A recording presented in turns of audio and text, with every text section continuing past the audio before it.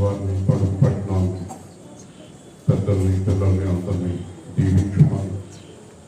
కొద్ది సమయం మేము ధ్యానం చేయడానికి ఈ ఆత్మ సహాయాన్ని దయచేయండి. ఈ సువార్త తప్పక వారికి దయచేయండి. యేసు నామములో అడుగుతున్నాం. సిలువలో ఆ ఘోర సిలువలో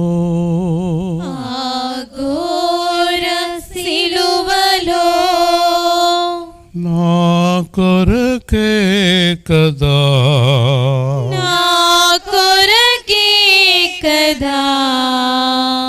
రక్తము చిందించితివి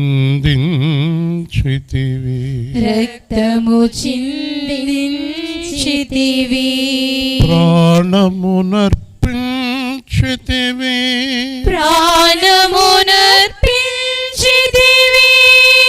నా కొరకే కదా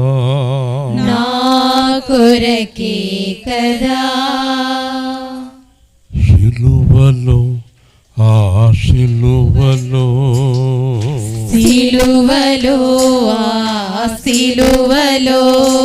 ఆ ఘోర సిలువలో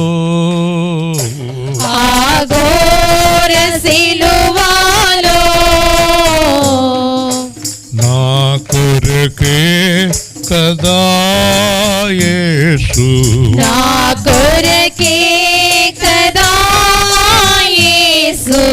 రక్తము చిందించితివి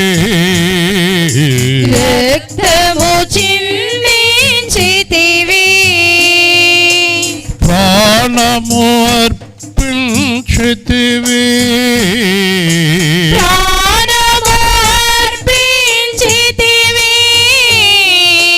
పాపము నుండి లోకము నుండి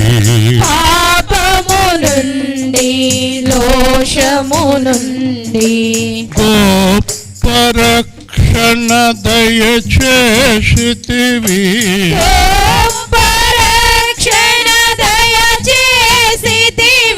ఆరాధన ఆరాధన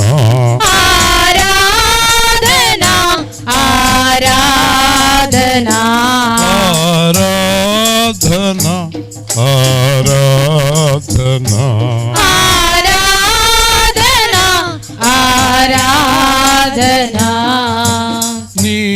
నీవొక్కడివే నా కొరకై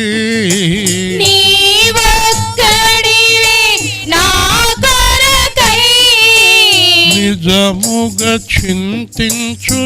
చింతించుచున్నాము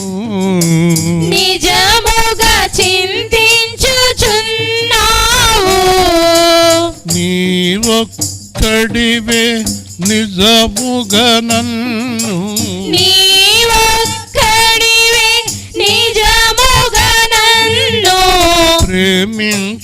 ప్రేమించుచున్నావు యేసు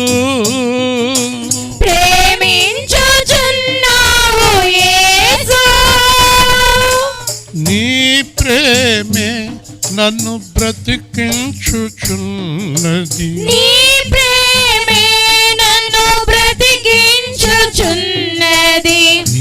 ప్రేమే నన్ను నడిపించుచున్నది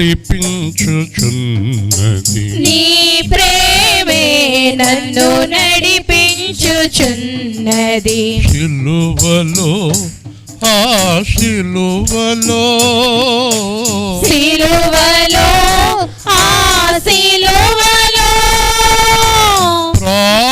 ప్రాణమిచ్చిన యేసు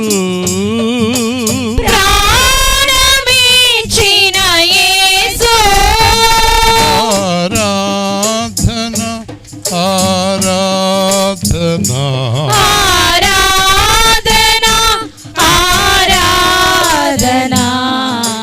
బాధపడు వారి ప్రార్థన విన్నావు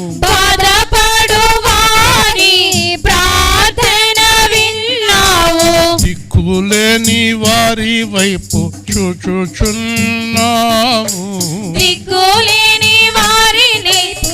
పిలుచుచున్నావు. నేనున్నాను నేనున్నాను నేనున్నాను నేనున్నాను. భయపడకుమని తోడై ఉన్నావు. భయపడకుమని తోడై ఉన్నావు. ఎవరు నన్ను విడచిన గాని ఎవరు నన్ను విడచిన గాని నిశ్చయముగా నీవు విడువవు. నిశ్చయముగా నీవు విడువవు. ఆరాధన ఆరాధన ఆరాధన ఆరాధన. పరిశుద్ధుడవు పరిశుద్ధుడవు పరిశుద్ధుడవు పరిశుద్ధుడవు. పరిశుద్ధతలో మహనీయుడవు. పరిశుద్ధతలో మహనీయుడవు. ఘోర పాపినైన నన్ను ఘోర పాపినినైన నన్ను ప్రేమించుచున్నావు కాపాడుచున్నావు. ప్రేమించుచున్నావు కాపాడుచున్నావు. నీ వంటి వారు ఎవరు లేరు. నీ వంటి వారు ఎవరు లేరు. ఆరాధన ఆరాధన ఆరాధన ఆరాధన. కృంగిపోయిన కృంగిపోయిన కృంగిపోయిన వంగిపోయిన దారి లేక వేదన పాలై దారి లేక వేదన పాలై దిక్కులేని వారి ప్రార్థన విన్నావు. దిక్కులేని వారి ప్రార్థన విన్నావు. స్వస్థపరిచావు లేవనెత్తావు. పలకరించావు లేవనెత్తావు. ఆరాధన ఆరాధన ఆరాధన ఆరాధన. ఆత్మతో సత్యముతో ఆత్మతో సత్యముతో ఆరాధన ఆరాధన ఆరాధన ఆరాధన. దిక్కులేని వారి దిక్కులేని వారిని ప్రార్థన విన్నావు. ప్రార్థన విన్నావు. భయపడకుమని భయపడకుమని స్వస్థపరిచావు. స్వస్థపరిచావు. నీ వంటి వారు నీ వంటి వారు కరులేరు. ఒక్కరు లేరు. ప్రార్థన చేద్దాం.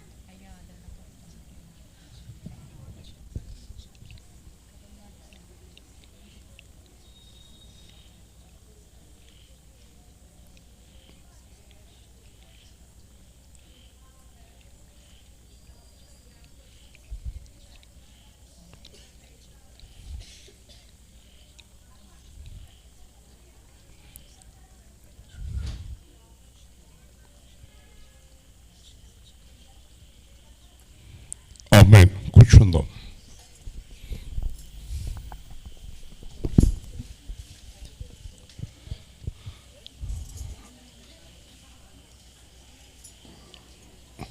ఈ దేవుడి గురించి మనం గ్రహింతే గనక ఈయన ఎవరికి దూరంగా ఉండేవాడు కాదు, సమీపంగా ఉండేవాడు. ముఖ్యంగా ఆధారం లేని, దిక్కులేని, బాధల్లో ఉండి శ్రమల్లో ఉన్నవారి వైపు చూస్తాడు. ఆయనకి చాలా ఇష్టం, ఎందుకంటే ఆయన అలాగే జీవించారు. దీనుడిగా జీవించాడు, దీనత్వాన్ని ఇష్టపడతాడు. మనం ఎవరమైనా ఎంత దీనులుగా ఉంటామో అంత గొప్ప కార్యాలు ఆయన దగ్గర నుంచి మనం పొందుకోగలం. ఈ అమ్మాయి గురించి సంవత్సరాల తరబడి మనం ప్రార్థన చేస్తున్నాం. తప్పకుండా రక్షణ పొందాలి కదా, ఇంకా రక్షణ కూడా పొందాలి. మీరు రక్షణ గురించి ఆలోచన చేయకండి. దేవుని కృప లేకుండా మీ ఇంటికాడ కార్యక్రమం జరగదు. 22 జరగాలి కానీ 29కి వచ్చింది. అలాగే ఒక్క వారం సువార్తలు అయినప్పుడు మనస్సు ఎంతో దిగులుగా కూడా ఉంటుంది. మనం సువార్తకి అలవాటు పడిపోయాం, దేవుడు అలవాటు పడిపోయాడు. మనం ఒకవేళ శుక్రవారం శనివారం సువార్త ప్రకటించబోతే దేవుడు అలా చూస్తూ ఉంటాడు. ఆయనకి ఈ సువార్త కార్యక్రమం అనేది చాలా ఇష్టం. మీకు అనేక సార్లు చెప్పాను, మళ్ళీ చెప్తున్నాను. ప్రత్యేకంగా యేసు సేవా కేంద్రానికి ఆశీర్వాదమే ఈ సువార్త. దేవుని స్తోత్రం. ఈరోజు వరకు నెంబర్ 1గా ఈ చుట్టుపక్కల ప్రాంతాల్లో ఎక్కడైనా ఒక గొప్ప సంఘముగా దేవుడు నిలబెట్టాడంటే అది సువార్త వలన.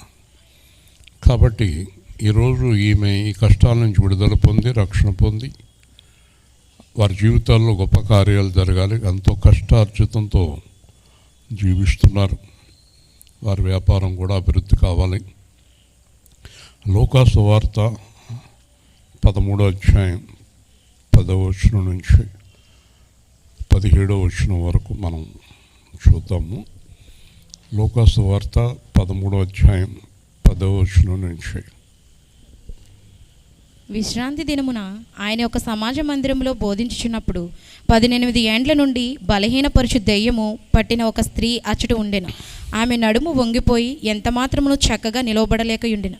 యేసు ఆమెను చూచి రమ్మని పిలిచి, అమ్మా, నీ బలహీనత నుండి విడుదల పొంది ఉన్నావని ఆమెతో చెప్పి ఆమె మీద చేతులుంచగానే ఆమె చక్కగా నిలవబడి దేవుని మహిమపరిచెను. యేసు విశ్రాంతి దినమున స్వస్థపరిచినందున ఆ సమాజ మందిరపు అధికారి కోపంతో మండిపడి జనసమూహమును చూచి, పనిచేయదగిన 6 దినములు కలవు గనుక ఆ దినముల్లోనే వచ్చి స్వస్థత పొందుడి, విశ్రాంతి దినమందు రావద్దని చెప్పాను. అందుకు ప్రభు, వేషధారులారా, మీలో ప్రతివాడును విశ్రాంతి దినమున తన ఎద్దునైనను గాడిదనైనను గాడి ఎద్దు నుండి విప్పి తోలుకొని పోయి నీళ్లు పెట్టును కదా.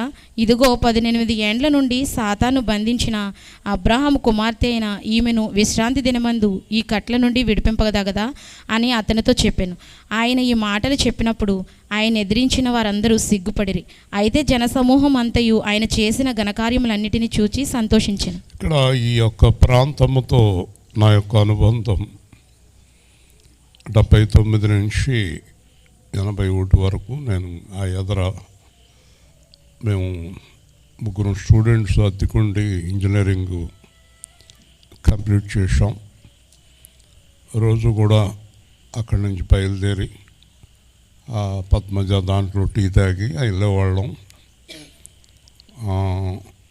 ఒక 2 సంవత్సరాలు నేను పూర్తిగా ఇక్కడ చదువుకుని అదే సందర్భంలో వివాహం కూడా ఇక్కడ ఉండగానే వివాహం కూడా జరిగింది. వివాహం అయిన తర్వాతే ఫైనల్ ఇయర్ ఇంజనీరింగ్ పూర్తి చేయడం జరిగింది. ఈ ప్రాంతంతో చాలా అనుబంధం. చదువుకున్నాను ఇక్కడి నుంచి నడుచుకుంటూ పాలిటెక్నిక్ కాలేజీకి వెళ్ళేవాళ్ళం. నాతో పాటు ఇంకా 3 స్టూడెంట్స్. నేను వస్తున్నప్పుడు అవన్నీ నాకు గుర్తుకొచ్చాయి. అప్పుడు మాకు ఇల్లు ఇచ్చినటువంటి ఆవిడ ఒకరోజు ప్రార్థన చేసుకుంటున్నారు. అప్పుడు నేను కోపంగా వెళ్ళి, ఏంటమ్మా ఇది, ఏం చేస్తున్నావు నువ్వు అని అడిగినప్పుడు యేసు ప్రభు ప్రార్థనలు ఏంటమ్మా, ఏం చేస్తాడు ఆయన, మన దేవుడిని వదిలిపెట్టి ఏం పనులమ్మా అంటే నాకు భయపడిపోయేది ఆవిడ, ఈ ఇల్లు ఖాళీ చేసేస్తారేమో అని. ప్రార్థన షార్ట్గా చేసుకునేవారు, భార్య భర్త పిల్లలు. మళ్ళీ నేను కాలేజీ నుంచి పుస్తకాలు పట్టుకుని ఇంటికి వచ్చేటప్పటికి గొక్కుని ఆ బైబిల్ మూసేసేవారు అన్నమాట. నాకు అవన్నీ కూడా గుర్తుకొస్తున్నాయి. ఈ రోజున వారు లేరు, కానీ ఉండి చాలా సంతోషించేవారు. ఏమైనప్పటికీ దేవుడు ఎప్పుడో ఎన్నుకున్నాడు, ఎప్పుడో మనల్ని ఎన్నుకున్నాడు దేవుడు. ఇక్కడ సువార్త జరగాలని 81లోనే అనుకుని ఉంటాడు. దేవుడి కార్యాలు మనకు ఎప్పటికీ అర్థం కావు. ఏమైనప్పటికీ మన సువార్త ద్వారా కొన్ని కుటుంబాలు బాగుపడి కొంతమంది ఆ దేవుడిని అర్థం చేసుకోవడం కన్నా మనకు భాగ్యం ఏమీ లేదు. ఈరోజు వాక్య భాగాల్లో మనం చూస్తే విశ్రాంతి దినాన్న విశ్రాంతి తీసుకోవాలన్నాడు. అయితే యేసు ప్రభు విశ్రాంతి దినాన్న దేవుడి కార్యాలు చాలా చేశాడు. దానికి అర్థం ఏంటంటే, యేసు ప్రభు చెప్పేది ఏంటంటే, నిజమైనటువంటి విశ్రాంతి అనేది, నిజమైన విశ్రాంతి శరీరానికి కాదు, మనస్సుకి. చాలామంది చూడండి, ఈరోజు మన కూడా సువార్తకి రారు కొంతమంది, వారికి విశ్రాంతి లేదండి. సంఘానికి సరిగ్గా రారు, వారికి విశ్రాంతి లేదండి. ప్రార్థనలకు రారు, వారికి విశ్రాంతి లేదండి. నిజమైన విశ్రాంతి ఎక్కడుందో తెలుసా? దేవుని సన్నిధిలో. దేవుని స్తోత్రం. దేవుని సన్నిధిలో ఉన్న విశ్రాంతిని మించిన విశ్రాంతి ఏది లేదండి. కాబట్టి ఈ నిజమైన విశ్రాంతి యేసు ప్రభు దగ్గర దొరుకుతుంది. ఎలా దొరుకుతుందంటే, ఆయన విశ్రాంతి దినమునకు ప్రభువు. ఈరోజు మన వాక్యం చూసినప్పుడు విశ్రాంతి దేనికి, విశ్రాంతి ఎందుకు అనే దానికి ఎన్నో అర్థాలు ఈ వాక్యంలో మనకు కనిపిస్తాయి. అందుకే విశ్రాంతి దినమున అని రాయబడి ఉంది. కాబట్టి విశ్రాంతి దినమున ఆయన బోధిస్తున్నాడు. మొట్టమొదట సమాజ మందిరంలో బోధిస్తున్నాడు. మొట్టమొదట ఆయన వాక్యాన్ని చెప్తున్నాడు, దేవుని యొక్క వాక్యాన్ని చెప్తున్నాడు. స్వస్థత కార్యక్రమాలు ప్రారంభించలేదు, దేవుని వాక్యాన్ని బోధిస్తున్నాడు. అక్కడ అలా చూశాడు ఒక్కసారి. చాలామంది ఉన్నారు, ఎవరి మీద కూడా ఆయన చూపు పడదు. ఆయన చూపు ఎప్పుడు కూడా తృణీకరింపబడి, నలిగిపోయి, పడిపోయి, కుమిలిపోయి, కృంగిపోయి ఎవరైతే ఉన్నారో వారి మీద చూపు పడుతుంది. హల్లెలూయా. 99లో మొత్తం అందరూ మోసం చేసేసి, అందరూ విడిచిపెట్టేసి, ఒక్కడిని నేను ఆ గదిలో పడుకుని బాధపడుతూ ఉండగా నా దగ్గరికి వచ్చాడు. హల్లెలూయా. చాలామందికి జ్ఞానం లేదండి. యేసు ప్రభు దగ్గరికి మనం వస్తే విశ్రాంతి, సంతోషం అనే జ్ఞానం చాలామంది దగ్గర లేదండి. దేవుడి పనిలో సంతోషం అనేది వీళ్ళకి తెలియదండి. ఎవరైతే దేవుడి పని చేస్తున్నారో వారికి విశ్రాంతి దొరుకుతుంది. ఎవరైతే దేవుడి పనిని నిరాటంకంగా ఆదివారం నాడు గంట తప్పట్లు కొట్టే వాళ్ళకి విశ్రాంతి దొరకదండి. ఇలా సువార్త చేస్తూ యథార్థంగా జీవిస్తూ అనేక మందిని ప్రభువులోకి నడిపించే వారికి మాత్రమే విశ్రాంతి దొరుకుతుంది. వింటున్నారా? విశ్రాంతి అంటే హృదయానికి, శరీరానికి కాదు. దేవుడి పని ఎక్కొట్టే వారికి విశ్రాంతి దొరకదండి. వింటున్నారా? ఒకసారి వస్తారు, ఒకసారి మానేస్తారు, సరిగ్గా దేవుడి పనిలో ఉండరు. కానీ గమనించండి, ఎవరు వచ్చినా ఎవరు రాకపోయినా దేవుడు తన పని చేసుకుని పోతూ ఉంటాడు. హల్లెలూయా. దేవుడి పనిని ఎగ్గొట్టకూడదండి. దేవుడి పనిలో బలంగా ఉండాలి. అంతేకాదు దేవుడి పనిలో నేను కష్టపడ్డానని కూడా అనకూడదండి. దేవుడి కంటే కష్టపడ్డ వాళ్ళు ఎవరు లేరండి. యేసు ప్రభు కంటే కష్టపడిన వాళ్ళు ఎవరైనా ఉన్నారా? ఏమయ్యా కాలేపు. యేసు ప్రభు కంటే కష్టపడిన వాళ్ళు ఎవరున్నారు? కాబట్టి నేను కష్టపడిపోయాను అని కూడా అనకూడదండి. మీరు నన్ను చూసే తెలుసుకోవాలి. చాలామంది నాతో అంటారు, విశ్రాంతి తీసుకునే టైం అంటారు. అర్థమైందా? మీ అందరికంటే యవ్వనంలో ఉన్నట్టు గంతులేస్తూ తిరుగుతున్నాను నేను. దేవుని స్తోత్రం. దేవుడి పనిలో ఉండే ఉత్సాహం మీకు తెలియదండి. చాలా హృదయానికి ఆనందం. వాక్యం ప్రకటించిన, ప్రార్థన చేసిన, దేవుడి పని చేస్తున్నప్పుడు మన హృదయానికి ఎంతో ఆనందం కలుగుతుంది. మీరు దేవుడి పని ఆనందంతో, సంతోషంతో, ప్రేమతో చేయాలి. ప్రేమతో చేయాలి. అది మీరు మర్చిపోకండి.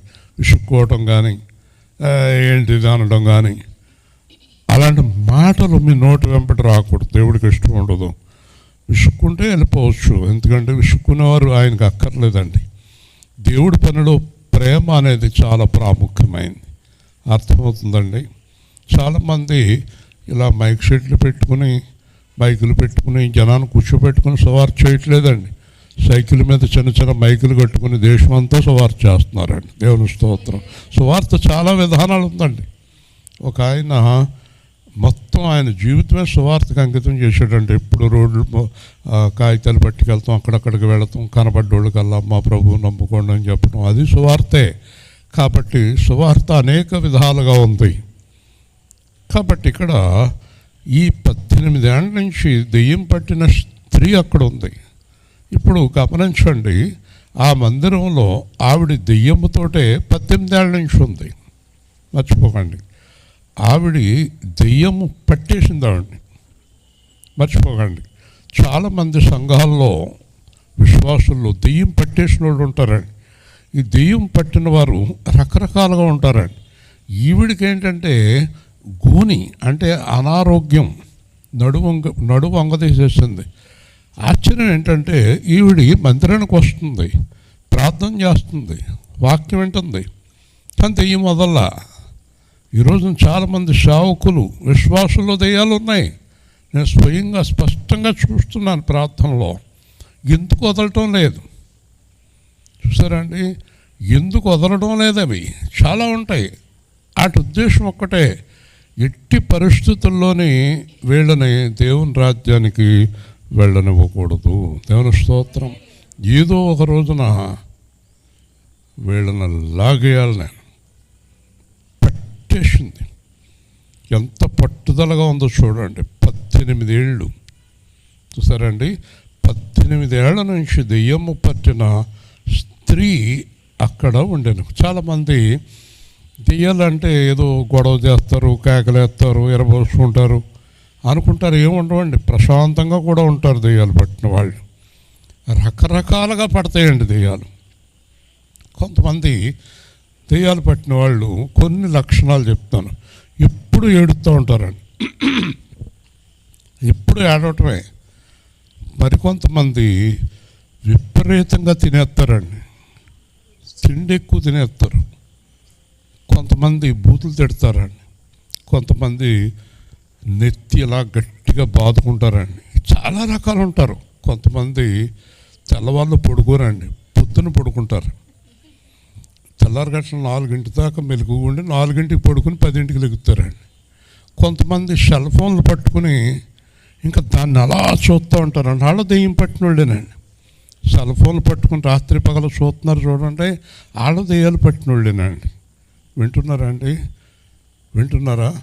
దెయ్యాలు పట్టిన వాళ్ళు అంటే సపరేట్గా జుట్టు పీకేసుకుని ఎరబోసేసుకుని తిరిగేవాళ్ళు కాదండి. ఇలాంటి పిచ్చి చేష్టలన్నీ చేస్తారండి. ఇంకొంతమంది ఎలా ఉంటారు, దెయ్యం పట్టిన వాళ్ళు అస్తమానం కూడా ఈ జీవితం అనవసరం అంటానే ఉంటారు, కానీ చచ్చిపోరండి. ఇలాంటి వాళ్ళు కొంతమంది ఉంటారండి. ఇన్ని రకాలు చూశాను నేను నా అనుభవంలో. ఇంకోసారి దెయ్యం పట్టిన వాళ్ళు ఎవరినో ఒకళ్ళని గట్టిగా ప్రేమించేస్తారండి. ఇంకా వాళ్ళ కోసమే జీవితం, వాళ్ళ కోసం చచ్చిపోతాం అంటారండి. వాళ్ళ దెయ్యం పట్టిన వాళ్ళే. నీకోసమే బతుకుతా, నీకోసమే చచ్చిపోతా.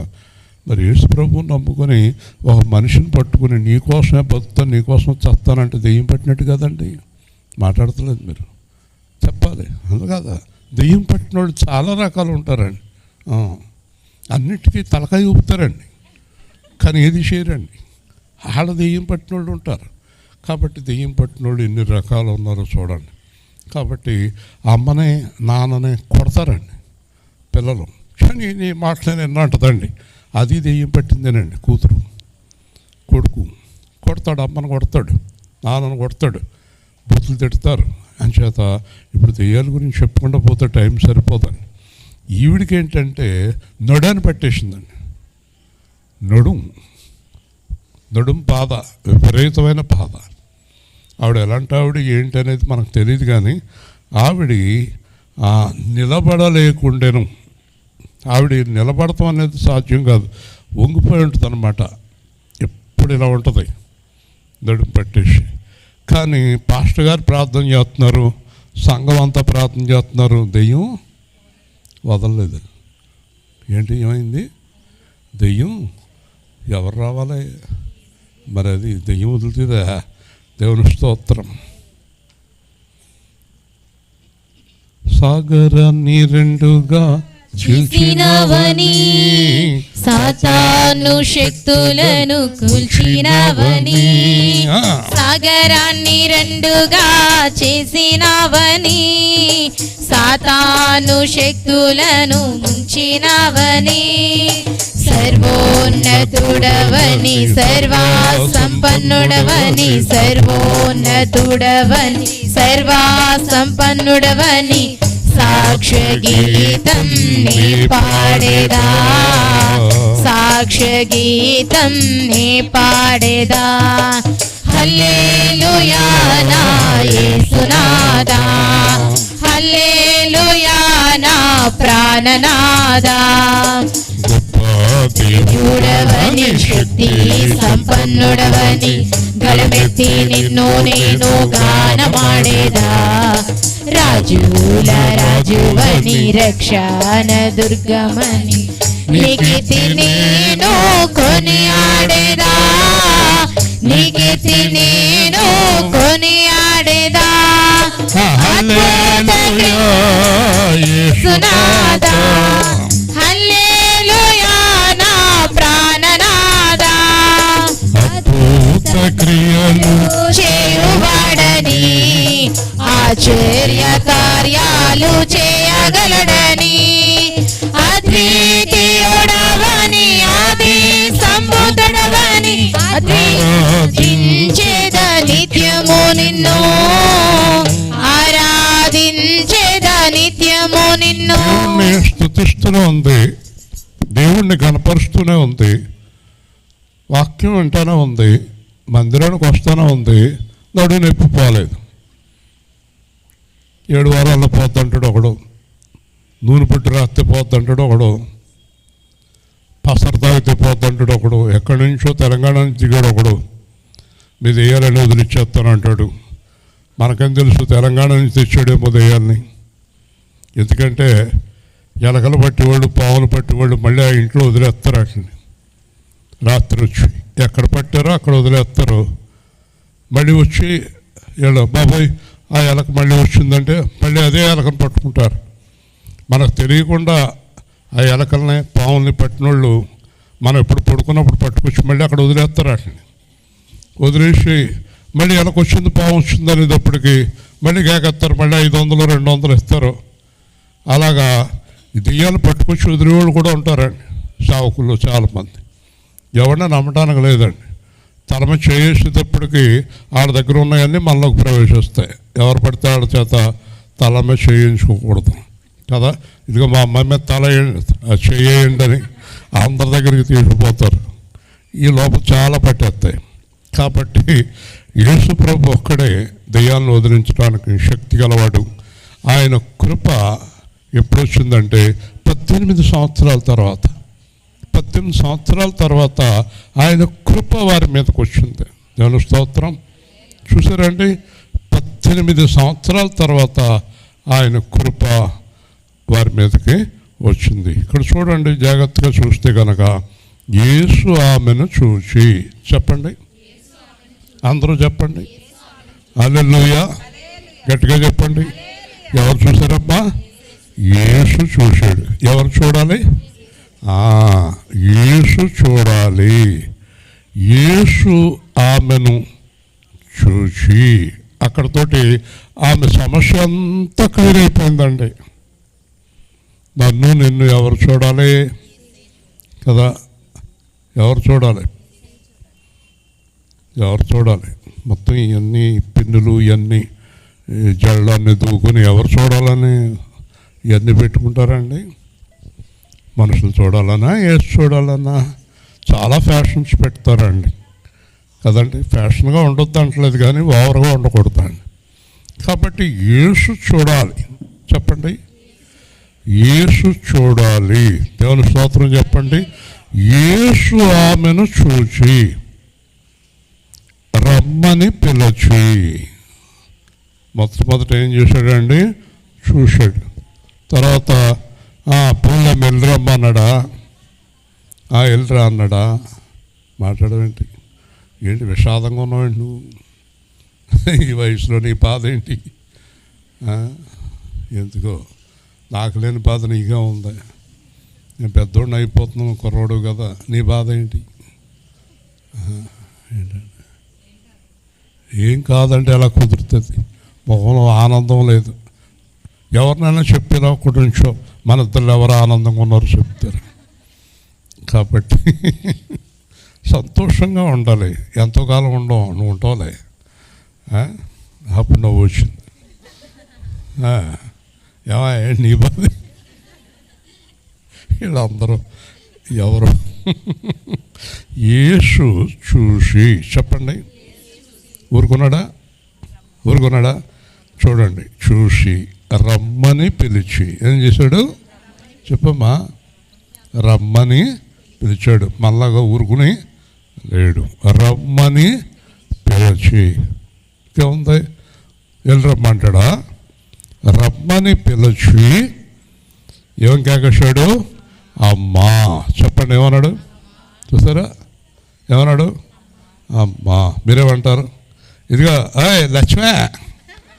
లక్ష్మి సమోసాలు అయిపోయినాయా?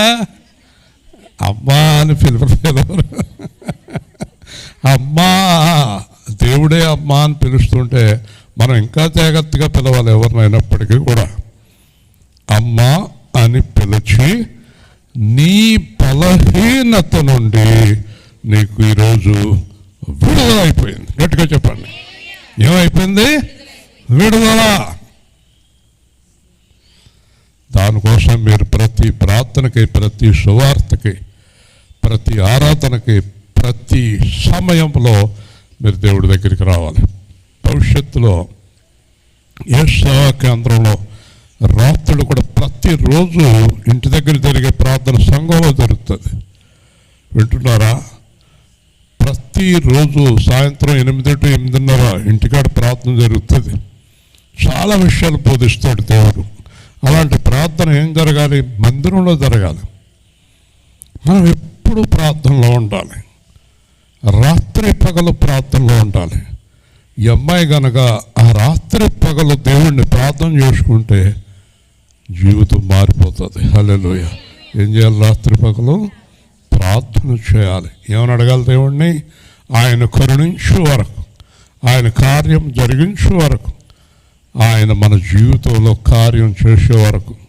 ఇప్పుడు ఒక మాట తెలుసా మీకు? 18 సంవత్సరాల నుంచి ఆవిడ యేసుక్రీస్తుకి ప్రార్థన చేస్తుంది. హల్లెలూయా. 18 ఏళ్ళు ఒక్కరోజు విసుగక ఆవిడ, అయ్యా నా బాధ, నా బాధ, నా బాధ, నా బాధ, నీ బాధను తీర్చగల శక్తి ఆయనకు తప్ప ఎవరికీ లేదు. హల్లెలూయా. కాబట్టి ఈవిడేం చేస్తుందంటే, విడుదల పొంది ఉన్నావమ్మా, అయిపోయింది. యేసు ప్రభు చూశాడు, యేసు ప్రభు పిలిచాడు, యేసు ప్రభు స్వస్థపరిచాడు. కాబట్టి మీరు అందరూ కూడా మీ హృదయాలన్నీ కూడా ఎవరి వైపు తిరగాలి? చెప్పాలి అందరూ యేసు వైపు తిరగాలి. ఇక్కడ ఎవరైతే ఏ కార్యమైతే జరగాలని సంవత్సరాల నుంచి ఎదురు చూస్తున్నారో ఒకసారి కళ్ళు మూసుకొని ప్రార్థన చేయండి. దేవుడు మీ కార్యం చేస్తాడు. ఈరోజే, ఇప్పుడే దేవుడు చేస్తాడు. అడగండి, చిన్న ప్రార్థన చేయండి. ప్రభువా, చాలా సంవత్సరాల నుంచి నేను బాధపడుతున్నాను, చాలా సంవత్సరాల నుంచి నేను దుఃఖపడుతున్నాను, చాలా సంవత్సరాల నుంచి అనారోగ్యంతో బాధపడుతున్నాను. చాలా సంవత్సరాల నుంచి మానసికమైన వేదన పడుతున్నాను. చాలా సంవత్సరాల నుంచి ఎన్నో వేదనలు పడుతున్నాను. చాలా సంవత్సరాల నుంచి మా ఇంట్లో సమాధానం లేదు. చాలా సంవత్సరాల నుంచి నా పిల్లలు బాగలేదు. చాలా సంవత్సరాల నుంచి నేను ఎన్నో ఇబ్బందులు పడుతున్నాను. ఇవన్నీ కూడా ఒక్కసారి దేవుడితో చెప్పండి, ప్రభుతో చెప్పండి. ప్రభువా, నన్ను, మమ్మల్ని, మా ఇంటి వారిని స్వస్థపరచండి. మమ్మల్ని స్వస్థపరచండి ప్రభువా, మమ్మల్ని స్వస్థపరచండి ప్రభువా, మమ్మల్ని విడుదల చేయండి. ఆ రోజు ఆ కుమార్తెను 18 సంవత్సరాల నుంచి బాధపడుతున్న బిడ్డను స్వస్థపరిచినట్టు ఈరోజు మమ్మల్ని గృహం దగ్గర ఎక్కడెక్కడున్నారో మా వాళ్ళందరినీ, మేము ప్రార్థించేవారందరినీ ఇప్పుడే యేసు నామములో స్వస్థపరచుదువుగాక. ఆమేన్. చూసారండి, ఇలాగా మనం ప్రార్థన చేసినప్పుడు, దేవుణ్ణి వేడుకున్నప్పుడు, దేవుణ్ణి అడిగినప్పుడు, ఒకవేళ దేవుని చిత్తమై యేసు అమ్మా అయ్యా నీకు విడుదల కలిగింది, హల్లెలూయా. మన యేసు కేంద్రం క్యాలెండర్ ఎప్పుడైనా పైన చూసారా, చదువుతున్నారా? ఏముందో మహిమ తలకైపుతున్నావు, మీకు విడుదల కలిగినదని ప్రకటించుడి, హల్లెలూయా. అంటే విడుదల అనేది పైన రాసు. ఇక్కడ చూడండి, దేవుని ఆమె చక్కగా నిలవబడి దేవుని మహిమపరచను. ఎన్నేళ్ళ నుంచి ఉంచోలేదు ఆవిడ? ఎన్నేళ్ళు? 18 ఏళ్ల నుంచి చక్కగా నిలబడలేదు. ఏమైంది? చక్కగా నిలబడింది, హల్లెలూయా. ఒక్క మాటతో అమ్మా నీ బలహీనత నుండి విడుదల పొంది ఉన్నావు. అందుకే పాడతారు కదా, ఏమని? ఒక్క మాట చాలు, ఒక్క మాట చాలు, ఒక్క మాట చాలు ప్రభు, ఒక్క మాట చాలు, ఒక్క మాట చాలు, ఒక్క మాట చాలు ప్రభు, నాతో నీవు మాట్లాడినచో నీ బ్రతికేదను ప్రభు. తప్పిపోయినాను, తరలి తిరిగినాను, దొడ్డి నుండి వేరై హద్దు మీరినాను, లేదు లేదు స్వరము నిన్ను అనుసరింపా, ఎరుగనైతి మార్గం లేదు నాకు గమ్యం. ఒక్క మాట చాలు, ఒక్క మాట చాలు, ఒక్క మాట చాలు ప్రభు. నా ప్రియుడా, నా హితుడా, నా ప్రాణనాథుడా, నా రక్షక, ఒక్క మాట చాలు. చెప్పాలి, ఒక్క మాట చాలు, ఒక్క మాట చాలు ప్రభు. చచ్చియుంటి నేను చుట్టబడితి, నేను ప్రేత వస్త్రములతో బండరాతి మాటున్, కానలేదు నిన్ను కానరాదు గమ్యం, లేదు లేదు పలుకు నాకు బ్రతుకు నీయన్. ఒక్క మాట చాలు, ఒక్క మాట చాలు, ఒక్క మాట చాలు ప్రభు. కట్టబడితే నేను గట్టి త్రాళ్ళతోను వీడనీదు ఆత్మ, వీడనాదు వ్రతము, గుడ్డివాడినైతి తిరుగలిసురుచుంటి, దిక్కులేక నేనా దయను కోరుచుంటి. ఒక్క మాట చాలు, ఒక్క మాట చాలు, ఒక్క మాట చాలు ప్రభు. ఆదికాండంలో సృష్టి అంతా ఎన్ని మాటలు చేశాడు? ఒక్క మాటతోటే ఆకాశము భూమి, మరి నీ జీవితం ఎంతసేపు అమ్మా ఆయనకి? ఒక మాట చాలా మరి. కాబట్టి ఈరోజు మన జీవితంలో దేవుడు కార్యం జరిగించాలి. ఆమె చక్కగా నిలువబడి దేవుని మహిమపరచును. ఎవరిని మహిమపరిచిందండి?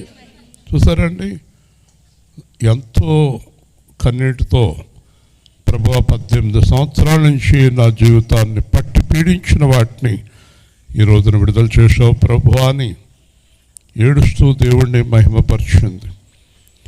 ఇక్కడి నుంచి సాతాను గొడవ ప్రారంభమైంది. స్వస్థత వచ్చిన కాడి నుంచి సాతాను గొడవ ప్రారంభమైంది. ఏమంటున్నాడు చూడండి, వీడు యేసు విశ్రాంతి దినమున స్వస్థపరిచినందున అధికారి కోపంతో మండిపడి, ఈడు 18 ఏళ్ళ నుంచి వచ్చినావిడికి ఏం చేయలేదు, కానీ ఒక్క మాటతో దేవుడు చేస్తే వీడికి బాధ వచ్చింది. చూసారండి, మనం స్వస్థపరచబడటం పాస్టర్లకు కూడా ఇష్టం ఉండదేమో కొంతమందికి, ఎందుకంటే సంఘానికి మానేస్తారని భయం కదా. రకరకాల వాళ్ళు ఉంటాయారండి. ఇక్కడ ఎందుకు స్వస్థపరిచావు? పని చేయదగిన 6 దినములు కలవు. ఈడొక ఆచార వ్యవహారాల వ్యక్తి. ఈరోజు చేయకూడదు కదండి, ఈరోజు చేయకూడదట, 6 రోజుల్లో చేయాలంట. 6 రోజులు ఎవరు రారు అక్కడికి, ఆ రోజే వస్తారు. మరి 6 రోజులు ఎవరు రానప్పుడు అక్కడికి వచ్చి ఎవరిని స్వస్థపరుస్తాడు? చూసారండి, ఆటంకాలు అనేవి ఎక్కడి నుంచి ప్రారంభమవుతున్నాయో చూడండి. ఒకసారి సంఘంలోనే ఆటంకాలు ప్రారంభమవుతాయి, మనకు ఇంట్లోనే ఆటంకాలు ప్రారంభమవుతాయి. ఏ రోజైనా కానీ ఈ రోజు వెళ్ళొద్దు నువ్వు ప్రార్థనకు అంటారు, ఏ రోజన్నా వెళ్ళి కానీ సువార్తకి ఈ రోజు వెళ్ళొద్దు అంటారు. ఆ రోజే దేవుడు కార్యం చేస్తాడు. వింటున్నారా? కాబట్టి ఇక్కడ 6 దినములు కలవు స్వస్థపందుడి. అందుకు ప్రభు ఏమంటున్నాడు చూడండి, వేషధారులారా. దేవుని స్తోత్రం. ఏమన్నాడు? ఎవరు ఎక్కువ ఉన్నారు ఇక్కడ ప్రపంచంలో? వేషధారులే ఎక్కువ ఉన్నారు, వేషధారులే ఎక్కువ ఉన్నారు. ఒక చోట గుడి దగ్గర అడుక్కునేవాడిని స్వస్థపరిచినందుకు ఆడిని మోసుకెళ్ళే వాడికి బాధ వచ్చింది. ఎందుకంటే ఆడు 200 అడుక్కుంటే వీళ్ళకి 100 రూపాయలు ఇచ్చేవాడు. అది ఆదాయం పోయింది. కొంతమందికి స్వస్థత రాకూడదండి. వేషధారులారా, మీలో ప్రతివాడును విశ్రాంతి దినమున ఎద్దునైనా గాడిదనైనా తోలుకొని పోయి నీళ్లు పెడతారు కదా. విశ్రాంతి దినాన తినటం మానరు, విశ్రాంతి దినాన పాలు పితుకుతాం మానరు, ఎద్దుల్ని గేదెల్ని చూడటం మానరు, విశ్రాంతి దినాన్ని మీరు ఏది మానరు. అంటే మనిషి కంటే మీకు పశువులు ఎక్కువ, మనిషి కంటే మీకు తిండి ఎక్కువ, మనిషి కంటే మీ వేషాలు ఎక్కువ. వేషధారులారా. దేవుని స్తోత్రం. ఇక్కడ మనం చూసినప్పుడు ఒక విషయం కనిపిస్తూ ఉంది.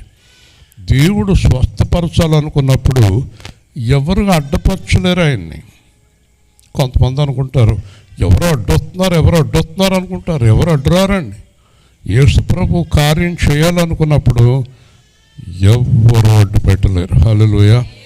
కాకపోతే నువ్వు ఆచారానికి దగ్గర అవుతున్నావా, పాస్టర్కి దగ్గర అవుతున్నావా, సంఘానికి దగ్గర అవుతున్నావా, దేవుడికి దగ్గర అవుతున్నావా అనేది ప్రాముఖ్యమైన విషయం. చాలా సంఘాల్లో సంఘ ఆచారాలు, సంఘ నియమాలు, పాస్టర్లు, వేషాలు వీటికే దగ్గర అవుతారు. ఒకవేళ యేసు ప్రభు వచ్చి చేస్తానన్న వద్దు అనే విశ్వాసులు కూడా ఉంటారు. మా సంఘం, మా పాస్టర్ గారు, మా సంఘం ఇలాంటి మాటలు మాట్లాడుతూ ఉంటారు. వీళ్ళు వేషధారులు, వీళ్ళు చేయలేరు, ఆయన చేయనివ్వరు. నిజమైన సంఘం ఏదో తెలుసమ్మా? నిజమైన సంఘం ఏదో తెలుసా? విశ్వాసుని యేసుని కలిపేదే నిజమైన సంఘం. దేవుని స్తోత్రం. విశ్వాసుని ఎవరితో కలపాలి? యేసుతో కలపాలి. యేసుకి ప్రార్థించడం నేర్పాలి, యేసులాగా జీవించడం నేర్పాలి, యేసుని అడగటం నేర్పాలి. ఉదాహరణకి ఎప్పుడు ఎప్పుడు మన కూడా పాస్టర్లు ఉండరు, ఎప్పుడు మన కూడా యేసే ఉంటాడు. హల్లెలూయా. మన కూడా ఎవరు ఉండరు. ఇప్పుడు ఎప్పుడు సదాకాలము మీకు నేను తోడై ఉన్నాను అని చెప్పాడు. సేవకుడైనా విశ్వాసైన ఎవరైనా సంఘాలతోటి పాస్టర్లతోటి అనుబంధం కాదు, యేసుతో అనుబంధం కలిగి ఉండాలి. దేవుని స్తోత్రం. యేసుతో అనుబంధం కలిగి ఉండాలి. మనం యేసుక్రీస్తుకి మన బాధను, మన కష్టాన్ని, మన దుఃఖాన్ని, మన ఇబ్బందిని వివరించగలగాలి. యేసుతో మాట్లాడాలి. మన ఒకరోజు ఆర్ఆర్ మూర్తి గారు మాట్లాడుతూ, యేసు మీ సమస్యలను చక్కదిద్దగలడు, కాబట్టి ఆయనతో చెప్పుకోండి, కాబట్టి మీరు ఇలాగూ ప్రార్థన చేయండి అని యేసు ప్రభు చెప్పాడు. తండ్రి, నా సమస్య ఇది, నా కష్టం ఇది, నా దుఃఖం ఇది, నా బాధ ఇది. చూసారా, రాత్రి పగలు ఉదాహరణకి షాలేంకి ఆపరేషన్ జరుగుతుంది. మేము ఎవరితో చెప్పుకోలేదు. అందరం లోపల గదిలో కూర్చుని ఎవరితో చెప్పామండి? యేసు ప్రభుతో చెప్పాం. అక్కడ ఆపరేషన్ ముగుస్తుంది. ఇక్కడ నా ద్వారా దేవుడు వాళ్ళందరితోటి మాట్లాడుతున్నాడు. నేను అప్పుడు ప్రార్థనలోంచి లేచి చెప్పాను, షాలేంకి ఆపరేషన్ అయ్యింది, నేనే చేశాను, పూర్తిగా స్వస్థపరిచాను, సంపూర్ణమైన జయం ఇచ్చానని చెప్పేశాడు. దేవుని స్తోత్రం. తెరదూత అయిపోయింది అక్కడ. కాబట్టి మనం ఎవరికి మొరపెట్టాలి? నేర్చుకోండి. ఏ విషయమైనా, పెళ్ళి అవ్వాలి, మీ పిల్లలకు పెళ్ళిళ్ళు అవ్వాలి, లేదా మీ పిల్లలకు ఉద్యోగాలు రావాలి, లేదా మీ జీవితాలు బాగుపడాలి. సెల్ ఫోన్లో ఉండదు ఉద్యోగం, పెళ్ళిని. ఇలా చూస్తే ఏమొస్తుంది? దాంట్లోని కంటి చూపు తప్ప కొన్నాళ్ళ కళ్ళు కనపడవు, బుర్ర పని చేయదు, అన్నీ పోతాయి. దాంట్లో ఏముండదు. ఆ సెల్ ఫోన్ పక్కకి తిరిగి మోకరించి దేవుడితో మాట్లాడాలి. హల్లెలూయా. మీ అబ్బాయి ఏం చేస్తున్నాడు? సెల్ ఫోన్ చూస్తున్నాడు. మీ అమ్మాయి ఏం చేస్తుంది? సెల్ ఫోన్ చూస్తుంది. మీ అబ్బాయి ఏం చేస్తున్నాడు? ప్రార్థన చేస్తున్నాడు. మీ అమ్మాయి ఏం చేస్తుంది? ప్రార్థన చేస్తున్నది. హల్లెలూయా. చూసారా, అలాంటి మార్పు మీలో రావాలి.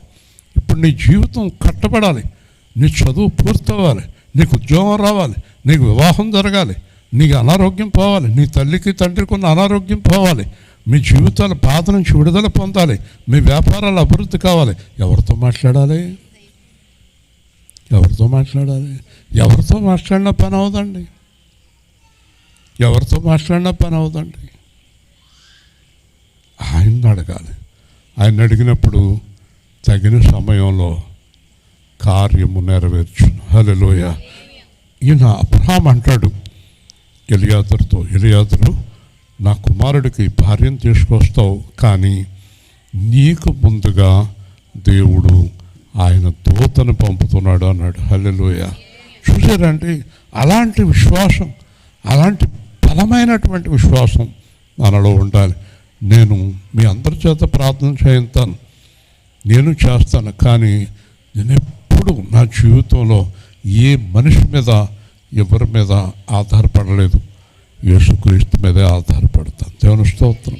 మీరందరూ ఎవరి మీద ఆధారపడాలి? యేసుక్రీస్తు మీద ఆధారపడాలి. చెప్పండి, ఎవరి మీద? గట్టిగా చెప్పాలి. ఎవరి మీద? మీరు ఎవరితో సహవాసం కలిగి ఉండాలి? చెప్పాలి. ఎవరితో సహవాసం కలిగి ఉండాలి? యేసయ్యతో. మన సహవాసం ఎవరితోటి? గట్టిగా చెప్పండి. దేనితోటి, ఎవరితోటి? లోకంతో, లోకంలో ఉండే వాటితో దేనితోటి కూడా మన సహవాసం ఉండకూడదు. ఏం చేస్తున్నాడు? ప్రార్థిస్తున్నాడు. ఏం చేస్తుంది ఆవిడ? ప్రార్థిస్తుంది. అదేంటి, ఎప్పుడో ప్రార్థన మొదలెట్టారు, ఇంకా చేస్తున్నారా? చేస్తూనే ఉన్నారు. ఎప్పుడో మొదలెట్టారు కదా, ఎప్పుడు మొదలెట్టినా ప్రార్థన చేస్తూనే ఉన్నారు. ఇంకా ప్రార్థన అవ్వలేదా? ఇంకా ప్రార్థన అవ్వలేదా? ఇంకా ప్రార్థన అవ్వలేదా?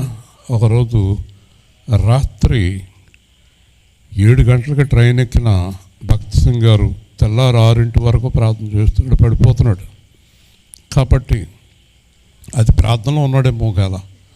కాబట్టి కదపండి కదా, మాట్లాడండి. ఏం చేయాలి? మీలో ఎక్కువ సమయం ప్రార్థనలో గడిపేవారు కుడి చేసి చూపించండి. దొంగ చేతులు చూపించారంటే ఎరగొట్టేస్తాను. చూడండి, ఒక్కసారి 3 4 కనిపిస్తున్నారు. ఈడేమో చెవు గోక్కుంటున్నాడు, మెడ గోక్కుంటున్నాడు, ఎక్కువసేపు సెల్ ఫోన్తో గడిపేవారు చేతులు ఎత్తున్నాయి. ధైర్యం లేదు. మీకు ఆశ్చర్యం ఏంటంటే మీ విషయంలో నాకు ఎక్కువసేపు ప్రార్థన చేసేవాళ్ళు ఎవరంటే చేతులు ఎత్తారు కదండి. యేసు ప్రభు కార్యం చేస్తాడని మాకు నమ్మకం ఉందన్న వాళ్ళు చేతులు ఎత్తండి. ఎలా చేస్తాడు మీ కార్యం?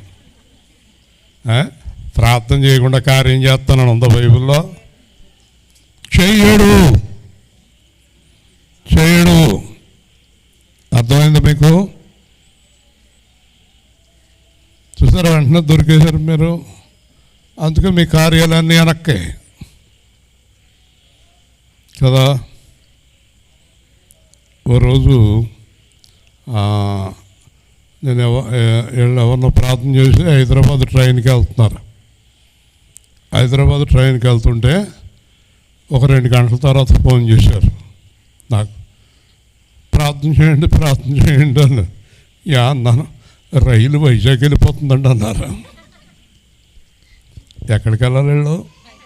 ఎక్కడికి వెళ్తున్నారు? అది అప్పుడు ఆ ట్రైన్లో ఉన్నవాళ్ళని అడిగారట, అదేంటి హైదరాబాద్ నుంచి వైజాగ్ వెళ్ళే ట్రైన్ ఇది, వైజాగ్ నుంచి హైదరాబాద్ వెళ్ళే ట్రైన్ 2 ఒక్కసారి వస్తాయి, మీరు హైదరాబాద్ వెళ్ళే ట్రైన్ కాదు వైజాగ్ వెళ్ళే ట్రైన్ ఎక్కేసారు. దేవుని స్తోత్రం.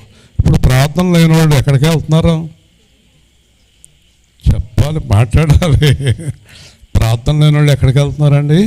వెనక్కి వెళ్తున్నారు. హల్లెలూయా. మీరంతా వెనక్కి వెళ్ళి వాళ్ళేనా కదా? ఆలోచించండి. ప్రార్థన ఒక్కటే మన జీవితాన్ని సరిచూసేది. కాబట్టి దేవుడు అంటున్నాడు, 18 ఏండ్ల నుండి అప్పటి వరకు పాస్టర్ గారికి కానీ సంఘంలో కానీ ఆవిడకి కానీ తెలియదండి. అప్పటి వరకు ఎవరికి తెలియని విషయం యేసు బయలుపరిచాడు. ఎవరన్నా చూసారా? 18 ఏండ్ల నుంచి ఈవిడ్ని సాతాను బంధించేసింది. హల్లెలూయా. దేవుని స్తోత్రం చెప్పండి. ఎన్నాళ్ళ నుంచి సాతాను బంధించిందమ్మా? ఎందుకు బంధించిందండి? 18 ఏళ్ళ నుంచి. 18 ఏళ్ళ నుంచి ఎందుకు బంధించిందండి సాతాను? ఎందుకు బంధించేసిందండి? దేవుణ్ణి నమ్ముకున్న వ్యక్తే, దేవుణ్ణి నమ్ముకుని దేవుడితో ఉన్నటువంటి ప్రార్థించే వ్యక్తే, కానీ 18 ఏళ్ళ నుంచి ఎందుకు బంధించేసిందండి? చెప్పాలి మీరందరూ కూడా. 18 సంవత్సరాల నుంచి బంధించడానికి గల కారణం ఏంటి? యేసు ప్రభు ఒకసారి అంటే దేవుడు అబ్రహాంతో మాట్లాడుతూ 400 సంవత్సరాల వీళ్ళని శ్రమ పెడతారు, ఐగుప్తులో ఉంటారు, 400 సంవత్సరాలు వీళ్ళు శ్రమ పడతారు, 430 సంవత్సరాలకి వాళ్ళ విడుదల పొందారు. దేవుని స్తోత్రం చెప్పండి. హల్లెలూయా. వీళ్ళని 400 సంవత్సరాలు శ్రమ పడతారు. ఇదంతా దేవుని నిర్ణయం. హల్లెలూయా చెప్పండి. ఇదంతా ఎవరి నిర్ణయం అమ్మా? దేవుని నిర్ణయం. ఎన్ని సంవత్సరాలు? 18 సంవత్సరాలు బాధ పెడతానికి అనుమతి దొరికింది దానికి.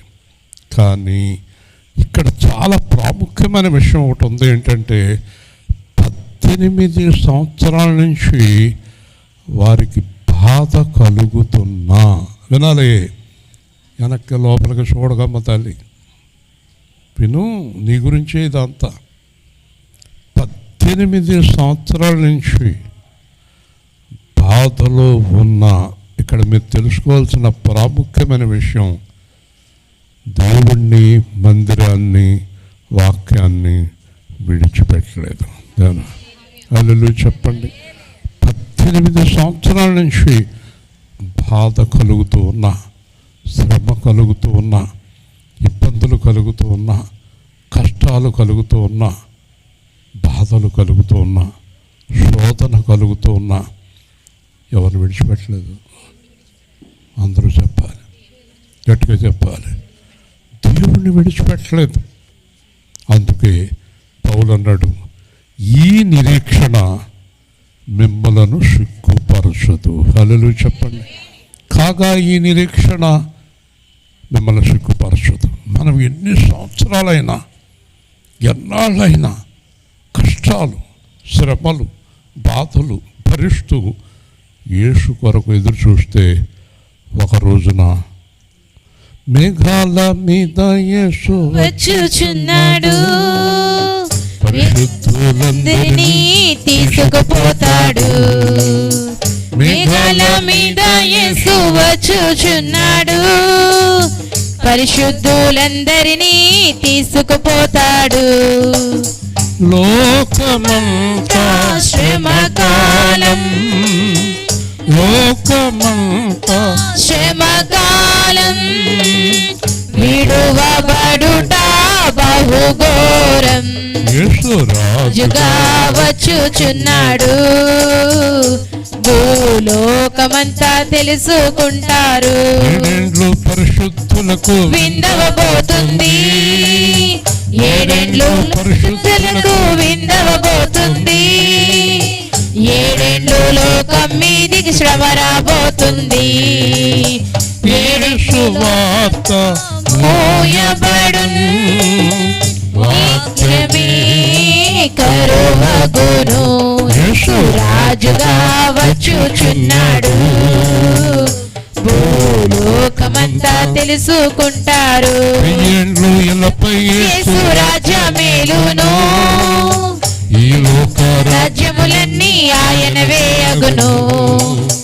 నీతి శాంతి వర్ధిల్లును, నీతి శాంతి వర్ధిల్లును, న్యాయమే కనబడును. యేసు రాజుగా వచ్చుచున్నాడు, భూలోకమంతా తెలుసుకుంటారు. క్రైస్తవుడా మరువవద్దు ఆయన రాకడా, క్రైస్తవుడా మరువవద్దు ఆయన రాకడా. కనిపెట్టి ప్రార్థన చేసి సిద్ధముగా నుండు, కనిపెట్టి ప్రార్థన చేసి సిద్ధముగా నుండు. రెప్పపాటున మారాలి, యేసయ్య చింతకు చేరాలి. ఎప్పుడు వస్తాడో ఎవరికి తెలుసు అండి? ఎప్పుడు వస్తాడో ఎవరికి తెలుసు? ఏం చేయమంటున్నాడు? ప్రార్థన చేయమంటున్నాడు. నీ హృదయం ఎప్పుడు ప్రార్థనలో ఉండాలి. తిండి మీద, నిద్ర మీద ఉండకూడదు. ఎక్కువగా ప్రార్థన చేయి, అప్పుడు ఎత్తపడతావు, రెడీగా ఉంటావు. పాపంలో పడకుండా దేవుడిని కాపాడుతాడు. అసలు మనకు ఆయుధమే ప్రార్థన, మన జీవితమే ఒక ప్రార్థన. ఎన్నాళ్ళ నుంచో ఈవిడి కోసం ప్రార్థన చేస్తున్నాం, అది వ్యర్థం కాదు. ప్రార్థన ఎప్పుడు వ్యర్థం కాదు. రాత్రి పగల ప్రార్థన చేయాలి. ప్రతి విషయాన్ని దేవుడితో మాట్లాడుకోవాలి. అన్ని విషయాలు దేవుడితో మాట్లాడుకోవాలి. ప్రార్థన ఎప్పుడు మానకూడదు. మా పాస్టర్ గారు చేస్తారు, మీ పాస్టర్ గారు చేస్తారు, మీ పాస్టర్ గారు ఫోన్ చేస్తారు, మీకు ఆకలి తీరుతుందా? ఎవరి కాళ్ళే ప్రార్థన చేయాలి. ఎవరి కాళ్ళే దేవుడితో సహవాసం కలిగి ఉండాలి. కాబట్టి అబ్రహాము కుమార్తె అన్నాడు. చూసారండి ఏమంటున్నాడు? అబ్రహాము కుమార్తె. జక్కని ఏమన్నాడు?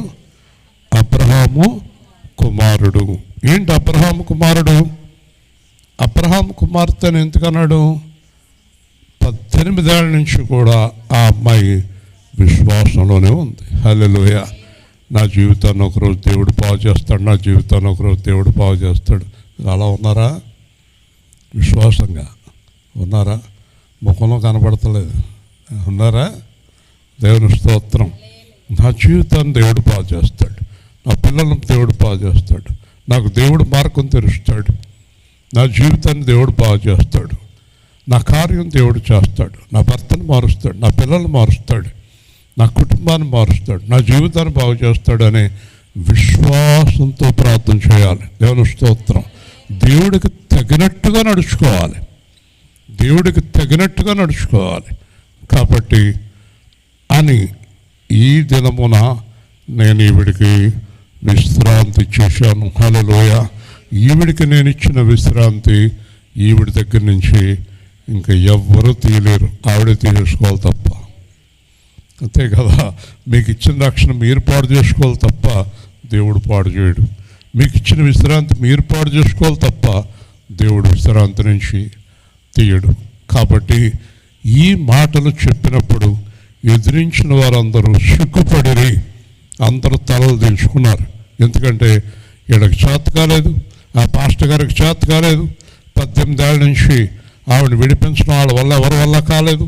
మరి విడిపించినప్పుడు దేవుడిని స్తుతించి దేవుడిని కనపరిచి, ప్రభువా ఇన్నాళ్ళ నుంచి మేము చేయలేని కార్యం మీరు చేశారు అని దేవుడిని స్తుతించి దేవుడిని కనపరచాల్సింది పోయి ఎంత గడిపించావు ఏంటి? తప్పు కదూ. కాబట్టి మనం కూడా ఒకవేళ మనకు విడుదల కలగకపోయినా ఎవ్వరికి విడుదల కలిగినా మనం సంతోషించాలి. హల్లెలూయా చెప్పండి. ఎవ్వరికి విడుదల కలిగినా మనం సంతోషించినప్పుడు ఒకరోజు మనకు కూడా విడుదల కలుగుతుంది. దేవుని స్తోత్రం. కాబట్టి సిగ్గుపడిరి జనసమూహమంతయు ఆయన చేసిన ఘనకార్యం చూసి సంతోషించిరి. అదే సందర్భంలో మరొక్కసారి ఆవిడ కార్యాలన్నీ నెరవేరాలని ప్రార్థన చేద్దాం. ప్రేమ గల తండ్రి, జీవాధిపతి అయిన ప్రభువా, ఈరోజు మీరు ఇచ్చిన వాక్య భాగాన్ని బట్టి చూస్తే తప్పకుండా మీరు విడిపిస్తున్నారు, సంపూర్ణ విడుదల దయచేయుచున్నారని నమ్ముతున్నాను. కుమార్తెను, వారి బిడ్డలను, వారి వ్యాపారాన్ని సమస్తాన్ని ఆశీర్వదించి త్వరగా రక్షణ పొందుకునే కృప దయచేయమని, సంఘాన్ని దీవించమని, హేమ కుటుంబాన్ని దీవించమని, సహకరించిన సంఘాన్ని, సామాన్లన్నీ ఇక్కడ దూరం మోసుకొచ్చిన వారిని, సహకరించిన వారిని దీవించి మీలా మనకు మహిమ తెచ్చుకోమని యేసు నామములో అడుగుతున్నాము తండ్రి. ఆమేన్, ఆమేన్. అలాగే రేపు 9:30 ఉపవాస ప్రార్థన, 2:00 వరకు జరుగుతుంది. వీలైతే మీరు కూడా రండి, అవకాశం ఉంటే రండి తప్పకుండా. అలాగే రేపు రాత్రి వారింటి దగ్గర సువార్త జరుగుతుంది. మంచిదండి. ఎవరిదో పుట్టినరోజు? నీదా? నువ్వు వస్తున్నావు ఏంటి?